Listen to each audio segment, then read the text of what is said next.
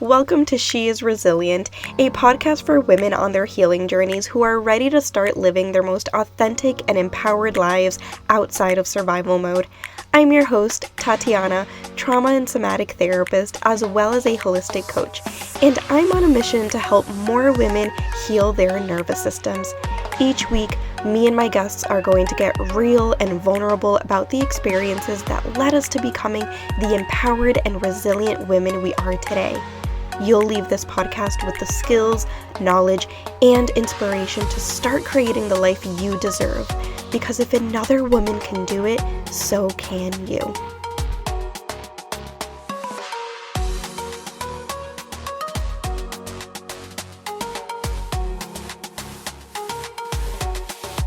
Welcome back to another episode of She is Resilient. Today we're going to talk about dissociation and how to cope with it if you're someone who tends to dissociate.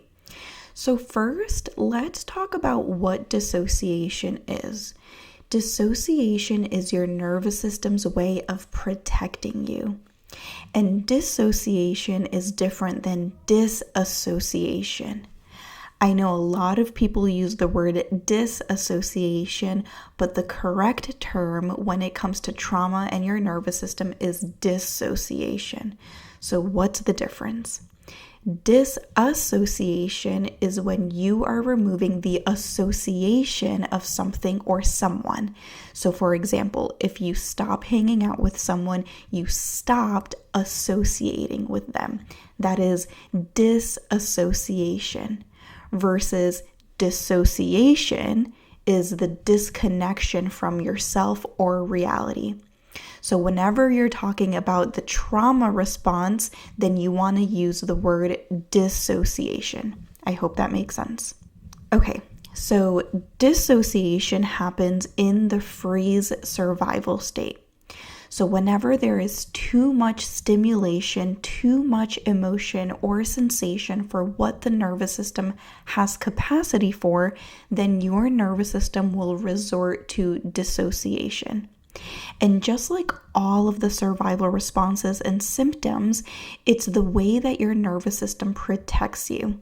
So by disconnecting from memories, thoughts, feelings, or reality, the nervous system is creating distance between you and your current experience. So dissociation is a spectrum. So you can experience mild dissociation like zoning out, or more severe dissociation like having big gaps in memory or feeling completely disconnected from yourself.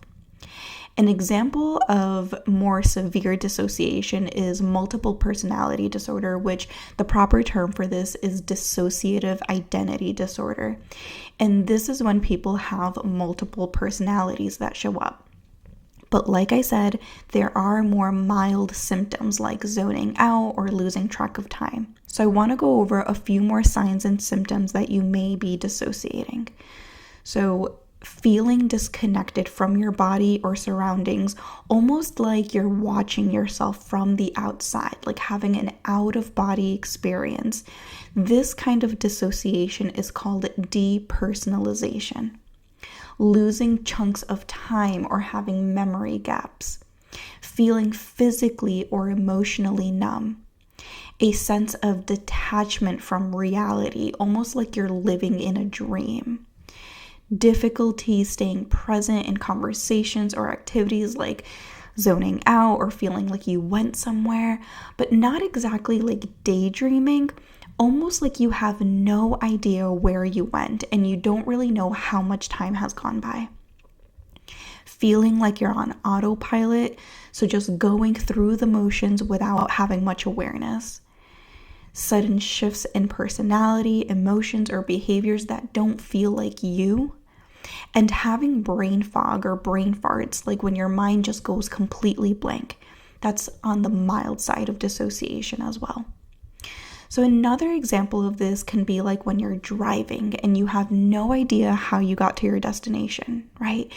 You were just driving on autopilot with no awareness. That's also dissociation. And I can completely relate to this because I used to dissociate all of the time.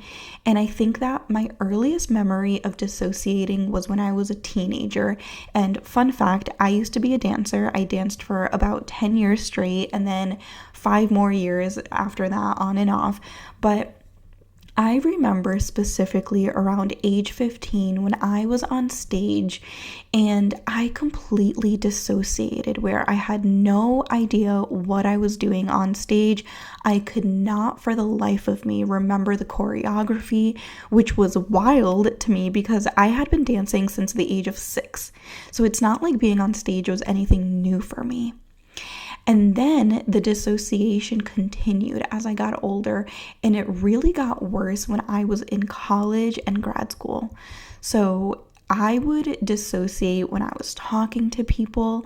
In the middle of a conversation, I would just go completely blank, and I had no idea how much time had gone by, which brought a lot of shame and embarrassment. And then it would also happen when I was driving, which was also really scary because again, everything would just go blank, and I remember numerous times almost hitting the car in front of me because I would, again, completely dissociate, and I had no control over it. So I can absolutely empathize with you if you are someone who dissociates. I've been there. I know how scary it is, and I want you to know that healing from this is possible. Literally, ever since I started somatic experiencing, I have not dissociated in 5 years the way that I used to. So I want you to know that there is hope, and you don't have to live with dissociating for the rest of your life. Hey there, if you're looking for daily somatic practices to add to your toolbox, I'd love to introduce you to my somatic bundle where I guide you through over 30 somatic tools and practices that support your nervous system by creating the safety that your nervous system requires to move out of survival mode. Just click the link in the show notes and you will get immediate access to my library of tools. See you there. So I want to give you a few ways to return to your body if you are someone who tends to dissociate. Because remember, dissociation is a sign that your nervous system is in a state of freeze. And anytime your nervous system is in a state of survival, whether it's fight, flight, or freeze, it means that your nervous system doesn't feel safe. So we need to create support and safety into the nervous system to help you feel more present and connected. So here are 5 ways to cope with dissociation. Number 1, orienting to the present moment. I know that I share this a lot, but it's one of the easiest ways to show your nervous system that you're safe. Simply by taking in your space slowly and looking at what's around you, you can come back into the present moment and feel more grounded. Number 2, grounding. You can do this by pressing your feet firmly into the ground and noticing the sensations. You can also do this by holding on to something textured like a stone or fabric or something that feels bumpy and focus on how it feels. Number 3, cold exposure. So you can do this by splashing some cold water on your face or running your hands under cold water.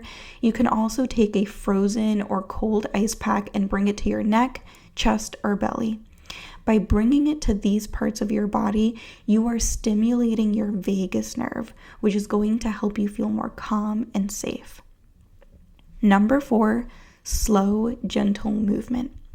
Engaging in slow, gentle movement will wake up the nervous system. So you can do this by gently swaying side to side, rocking, or slowly standing up and stretching.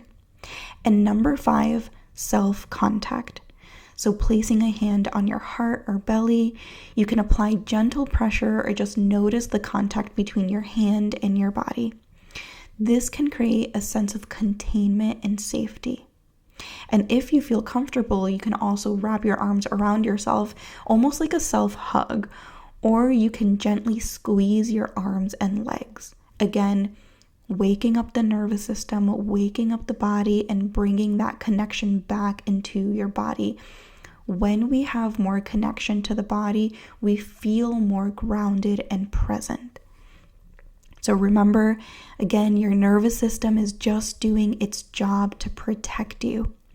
The key is learning how to gently reintroduce safety and presence into your body at a pace that feels tolerable to your body and your nervous system.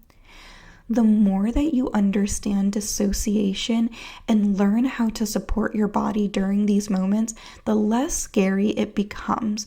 But it all takes time and gentleness, right? Like at first, when I was dissociating, I had no idea what was going on with me. But as I started getting more into the mental health world and field, as I became a therapist, I understood that what I was experiencing was dissociation. And once I understood when I was dissociating, I was able to support my body a little bit more. So that's it for today. If today's episode was helpful, make sure to share it with someone who might need it.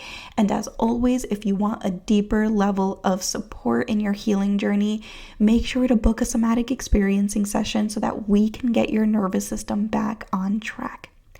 Thank you so much for listening, and I will see you in the next episode. Thank you so much for joining me today. If you absolutely loved this episode, I would so appreciate it if you subscribed and left a review on Apple Podcast, or take a screenshot and share this episode on social media.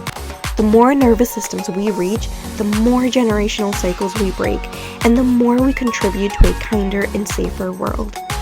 And if you're looking for somatic healing services, send me a DM and I'd love to chat on how I can support you.